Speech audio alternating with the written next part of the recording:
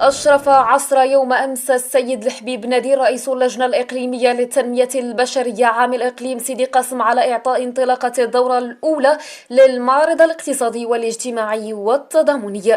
المعرض الذي يقام تحت شعار آفاق تطوير المجموعات ذات النفع الاقتصادي يستمر في استقبال زواره إلى غاية 27 من أكتوبر الجاري.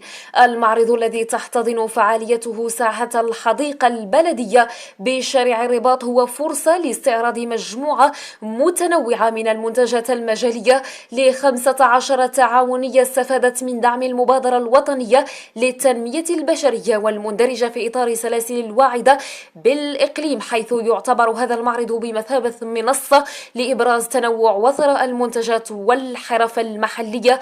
كما سيتيح هذا المعرض فرصة مهمة للعارضين للترويج لمنتجاتهم مما يعزز مكانتهم في الأسواق سواء داخل الإقليم أو على مستوى السوق الوطنية.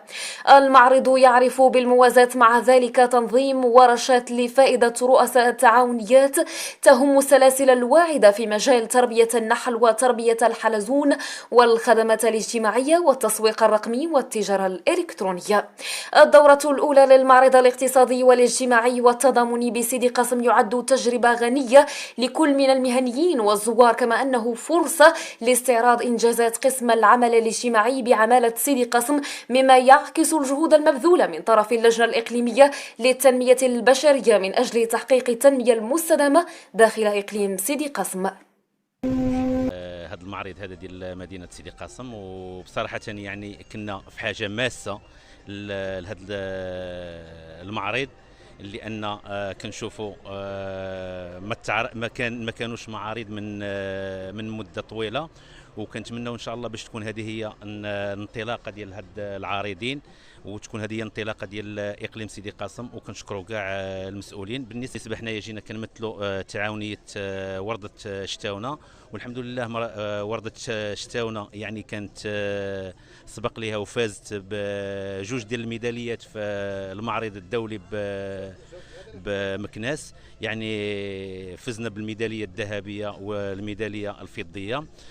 وهذا كيرجع للمنتوج ديالنا، المنتوج طبيعي 100%، والحمد لله يعني كاينه عروض على المنتوج ديالنا.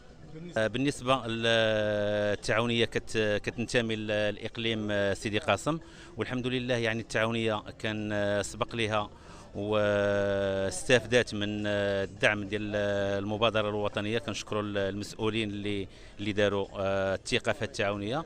الدعم ديال المبادره عطى واحد الدفعه ديال 100%، لان ما كناش نوصلوا لهذه المعارض، وما كناش نوصلوا لهذا المستوى اللي وصلت له التعاونيه ديالنا.